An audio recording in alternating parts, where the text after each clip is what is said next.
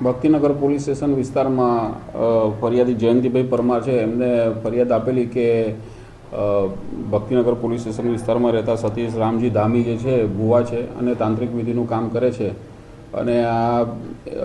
એ જે ફરિયાદી છે એમના છોકરા ઓસ્ટ્રેલિયા રહે છે અને આ ધાર્મિક વિધિમાં જાણકાર હોય ને એમનો કોન્ટેક્ટ થયેલો એમના છોકરા મારફતે, અને ત્યારબાદ એમના પિતાજી અહીંયા રહેતા હોય એમને એનો કોન્ટેક્ટ કરેલો અને વારંવાર કંઈક ઘર કંકાસ અથવા ગમે તે પ્રોબ્લેમ હોય તો હું સોલ્વ કરી આવીશ એવી બાંયધરી આપીને એમને એમના પર વિશ્વાસ આવેલો અને તૂટક બેંકના ટ્રાન્ઝેક્શનથી પૈસા તેમજ અમુક રોકડા રૂપિયા એમ કરીને કુલ 24 લાખ રૂપિયા આ તાંત્રિકને આપેલા અને કામ ન થતાં અને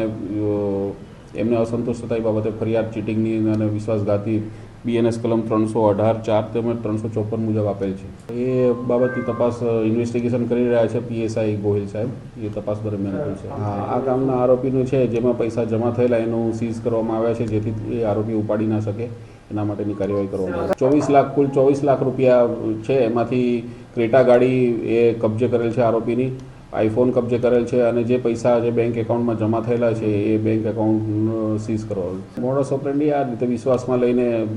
તાંત્રિક વિધિને એ કરીને વિશ્વાસમાં લઈને એવું જાણવા મળ્યું છે કે ઓસ્ટ્રેલિયામાં રહેતા છોકરાને આ ભાઈ સાથે સોશિયલ મીડિયાથી કોન્ટેક્ટ થયેલો અને ત્યારબાદ આ વિશ્વાસઘાત છેતરપિંડી થઈ. લોકોને એ જ અપીલ કરવાની છે કે આ રીતે ખોટી રીતે ભ્રામક જે આ ભુવા તાંત્રિકની વિધિ કરવાના બહાને કે પ્રોબ્લેમ સોલ્વ કરી આલીશ એ રીતે જે બતાવવામાં આવે છે કે પ્રોબ્લેમ સોલ્વ કરી આલીશ ને એના સામે પૈસા એઠવામાં આવે છે, તો એ પ્રવૃત્તિ બંધ થાય અને લોકો વિશ્વાસમાં ના આવે અને આ રીતે છેતરાય ને એ બાબતની મારી પબ્લિકને અપીલ છે.